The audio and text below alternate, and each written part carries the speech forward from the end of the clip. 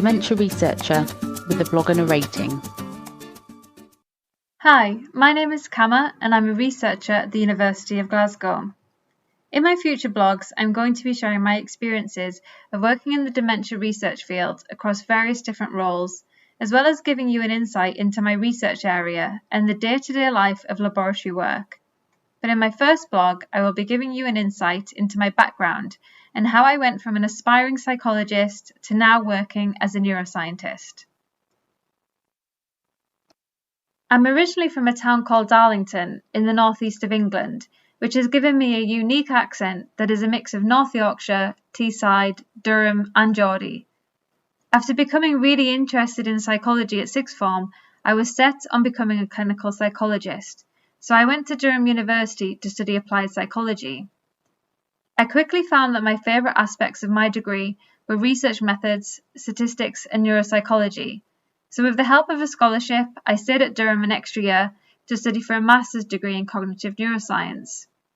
This was my favourite year at university, as I was interested in all the topics which were covered, but my mind was still set on training to be a clinical psychologist. I planned to do a dissertation project on schizophrenia, but because of a delay in NHS ethics approval, I was left without a project. I was therefore assigned to work with Professor Alex Easton on a project looking at recognition memory in dark agouti rats. This was an absolute nightmare situation for me because I had no interest in studying memory or working with animals. But I had to see it through so I could get my degree, get a job in the NHS, and then finally onto clinical training. Things didn't quite work out like that. I found studying memory absolutely fascinating, and I had a new understanding of how animal models can advance our understanding of cognitive processes in humans. After graduating, I said goodbye to Durham and hello to the NHS. I worked on various clinical projects as a research assistant and assistant psychologist, building up my clinical experience across community and inpatient mental health services. I will probably talk more about this in a future blog, but during this time I was contacted by Professor Easton, who had received PhD funding based on the work I had done during my master's degree. As tempting as it was to go back to Durham and do a PhD, the thought of 3 years of experiments and a massive thesis just felt too overwhelming, and I was much better suited to the practical aspects of the clinical doctorate anyway, wasn't I? I gradually came round to the idea because the worst case scenario was I wouldn't complete the PhD and I would just go back to what I was doing already. It seemed there was nothing to lose, so it was back to Durham I went. I thoroughly enjoyed being a PhD student and exploring my research topic, as well as travelling to conferences in Europe and the USA to present my work. I enjoyed it so much that I was questioning whether I still wanted to train as a clinical psychologist. By the end of my PhD, I decided to apply for clinical training and postdoc positions. I would follow whatever option worked out first. I was successful in getting an interview for the Leeds Clinical Psychology doctorate, but was only put on the reserve list for an actual spot on the course.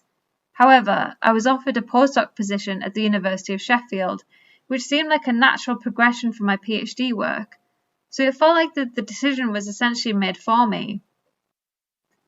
I spent the next 2 years working on a longitudinal study assessing memory function and neuropathology in a mouse model of Alzheimer's disease. It was here that I developed an interest in the role of neuroinflammation in the progression of neurodegenerative diseases, and specifically the function of immune cells in the brain called microglia. I decided for my next position to gain experience of academia from another perspective, and took a position as a regional program manager with the NC3Rs, a research funding organisation that aims to replace, refine and reduce the use of animals in scientific research. I will talk more about this work in a future blog, but generally I was involved in many different activities, from supporting researchers and animal facility staff to promoting new methods and technologies which can reduce or replace animal use or significantly improve animal welfare.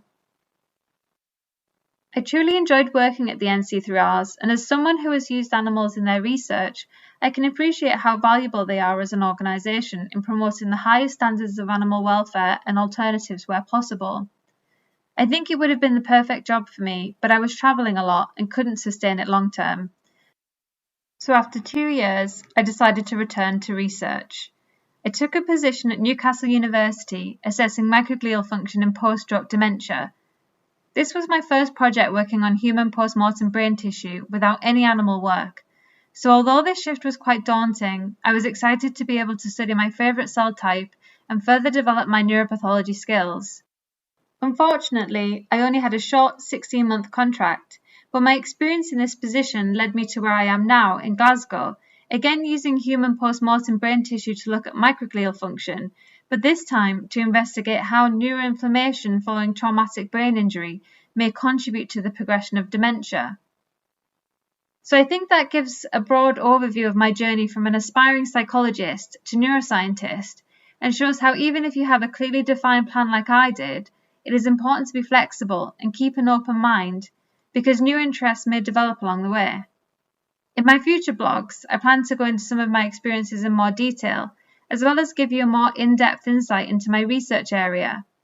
I hope there will be something you find interesting, helpful, and hopefully not too self-indulgent. Thank you for listening. Join the Dementia Research bloggers and share your own views.